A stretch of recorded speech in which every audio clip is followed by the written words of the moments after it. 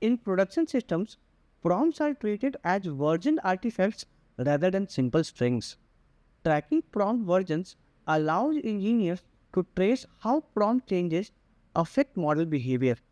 So, again, as per the configuration file, we can exactly decide which prompt type, which prompt version we are going to utilize for the use case.